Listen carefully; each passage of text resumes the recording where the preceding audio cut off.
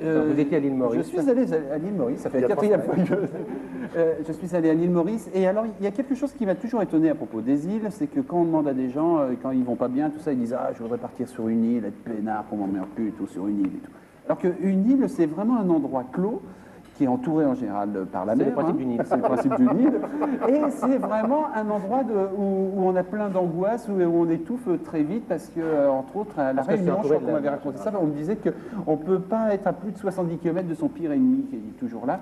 Et c'est un endroit parfait pour avoir des angoisses, des hallucinations, des trucs comme ça. Et dans 2-3 villages de l'île Maurice, et ben justement, ils ont eu des alus. Et moi aussi, d'ailleurs, vous allez voir ça dès le départ du reportage. Reportage d'alus. Au bord de l'océan Indien, de la terrasse de mon hôtel, quand je regarde ce cocotier, je vois une tête en plein milieu. J'entends aussi une voix qui fait comme une chanson. Si je me lève et fais le tour de l'arbre, je ne vois plus qu'un pli du feuillage. La chanson, c'était le bruit du vent. Ce pli du feuillage, pour moi, c'est une tête qui m'accompagne. Peut-être avais-je besoin de cette tête d'amis inventée. On s'invente tous nos amis et nos craintes.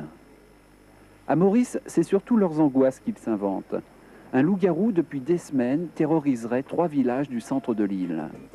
Il ressemble, paraît-il, à un gros chien à tête de chat, avec des yeux comme des phares. Quand il attaque les gens, de grandes ailes lui poussent sur les côtés et il disparaît dans la nuit. Les chiens, les chattes, les oiseaux. À la tombée du soir, les enfants ont peur. C'est 3 nuits que pas dormi. J'ai peur quand le soleil se tombe.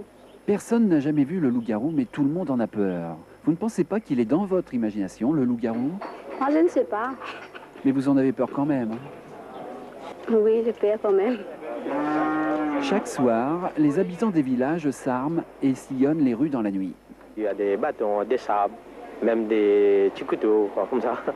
Mais pour dormir, vous faites comment? Faut bien dormir un peu. Il faut dormir dans une seule chambre. On peut mettre tous les lits dans une seule chambre, on va dormir là-dedans. Pour pas perdre. Il y a des gens qui affirment avoir été attaqués par le loup-garou. Les gens qui ont été attaqués ont pensé que dans les noirs, que quelqu'un venait l'étrangler. Mais on a constaté qu'il n'y avait pas de marque, rien. Et depuis des semaines, toutes les nuits, les mains s'accrochent aux barreaux des lits et les têtes font des grimaces. Les gens sont vannés. Ça fait combien de temps, vous, que vous ne dormez pas? Presque 2 semaines, presque 2 semaines. L'hystérie collective devenait tellement étrange que l'armée a dû finir par intervenir pour calmer les gens. Les Special Mobile Force ont sillonné pendant quelques nuits les rues. Et peut-être à cause de ça qu'on a pu dormir un peu. Alors la psychose est un peu retombée et le sommeil gagnant les populations, les ombres ne sont plus devenues que des ombres et les bruits que du vent. S'accrocher à un pli de feuillage ou bien un bruit du vent pour se rassurer ou bien se faire peur, on en est tous là.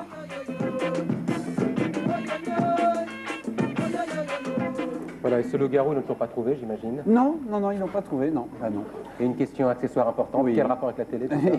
Le rapport avec la télévision, en plus, il y en a un. Ah tiens, ça tombe bien. C'est que souvent ils ont peur d'une espèce de bestiole, de trucs comme ça là-bas à l'île Maurice. Mais là, ils l'appelaient loup-garou. Et moi, j'aurais dit, mais comment ils appellent ça loup-garou? Il n'y a jamais eu de loup à Maurice et tout. Et c'est parce qu'en fait, à la télévision, 3 semaines avant, ils ont passé un film qui s'appelait Le loup-garou de Londres, je sais pas quoi. Ouais. Et ils ont donné cette image-là à leurs angoisses et à leurs cauchemars. Et donc, c'est à cause de la télévision qu'il y a 3 villages qui dorment pas et qui ont peur et tout. Et la police, par exemple, un magicien pour ce... Un exorciste. Non, un vrai magicien qui vient les bluffer en faisant des trucs comme ça. Ils se disent, oh, il est fort. Puis après, le magicien, peu à peu, il les emmène vers la normale en disant, mais de toute façon, c'est des conneries, votre histoire de loup-garou. Et puis c'est comme ça que ça les calme. Comme quoi, il ne faut pas trop regarder la télévision, on vous le répète sans cesse ici.